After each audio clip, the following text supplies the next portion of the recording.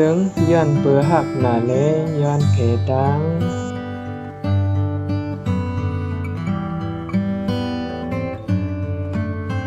สายหานในมันขอดตักหักแมนยิงหอมเตสายหานเยืองกวนในเซิงเสเกียนเจแข็งเคียบตบเฮ็ดหางนกเสตอนยิงหอมยามนั้นสายหันตึกเป็นกวนเฮ็ดกันเนคอมมานีกุยสาดปันมื้อนามันไซก็เล็บเตอามีลองขึ้นอย่าไหล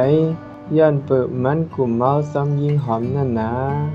มีวันหนึ่งยิงหอมมาบอกลาสายหันว่ามันนั่งเตกว่าเวงปารีสเตอำขึ้นบอกมาย่อก็มันนั่งลัดเนแทงซ้ายหันว่าเส้นตั้งแต่สืบไปซ้ำกันเมื่อนาก็มียาวย้อนนั้นแลวางขว้างปันเฮากว่าสีกรรมในอยู่สายหันก็เตื้อใส่น้ำตายิงหวยเสวางขว้างปันให้ยิงหอมผัดมันใจกว่ายาว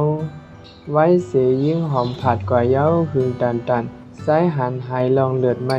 มีดังสาเสริมมากขึ้นยาวเลยมันใจคัดใส่เฮ็ดกันวันอีกคำย้อนเปิดมันคัดใส่เฮ็ดกันอีกปะตั้งใจแถมอ้อยก่อมันแลเล่นสุดมันใจมีคอมพานีของตัวเก่ากว่ายาวเมื่อเดียมตกซุ้มเสียบอกต่อถึงเมื่อกึดลองคัดใจสายหันใกล้ๆลัดปันแห้งเสริมมันข้างในอยู่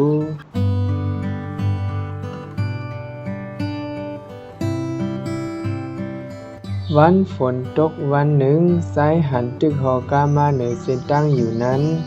มันสายหันโพเมสองเท่ากลางซองโฮมหลงไฟกว่าซ้อมกันเต็กซ้ำว่าเขาป้าซองเสตะเขาตึกยามฝนอยู่แลเฮ็ดให้สายหันลามหัวเขาเป็นพ่อแม่ยิงหอมสายหันหอกากว่าสู้เขาโพเมซ้ำๆย้อนเปิดมันเคยเหนือกัสลุนเลยเสนัดมันเคยลัดเหนือเขาโพเม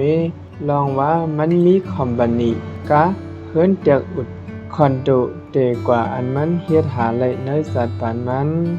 เขาโพเมสองเท่าเตป้าตั้งคูหมอกเสไปกว่าสู้ป่าเฮวสายหันก็ออกลงกาเสไปกว่าซ้ำเขาปูออกพอยาวมันหันแม่นแค่พังยิงหอม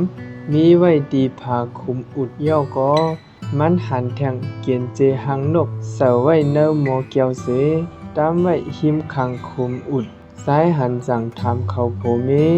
นี่เป็นรองสังขาดเขาโพเมซับแรงเนนี่เป็นคุมอุดและเคียบหังลูกยิงเฮามันนั่งเสียงกำกว่ามือป่วนมา7 ปีมันนั่งจับตั้งเป็นแคนเซอร์เนื้อหัวใส่มันนั่งอำคาเฮตั้งเปลี่ยนมันนั่งเฮ่หำตั้งคืนอย่างก็หักมันเลยสั่งย้อนเพตั้งก็หักมันนั่งคาเฮาโปเมเอาเกียนเซหังนกไว้หิมขังมันนั่งย้อนเบอมันนั่งยุ่มยามว่าปอวันหนึ่งกำจัดาจงจันก็หักมันนั่งมาสู่มันนั่งแทงในซึ้งก็หักมันนั่งสั่งเตเอากว่าขึ้นเกียนเจหังนกเสื้อในในยาวสายหันก็น้ำตาย่อยลงมาตั้ง2 ผายาวมีเงินค้ำมีกามีเฮิรนมีคอมพานีเซตาปอมีก็หักอยู่ยิ้มจำจึงไปมีดังอุ่นใจสาดปันตึกเหมือนพักห้ำกึไม่ห้ำเผือกุย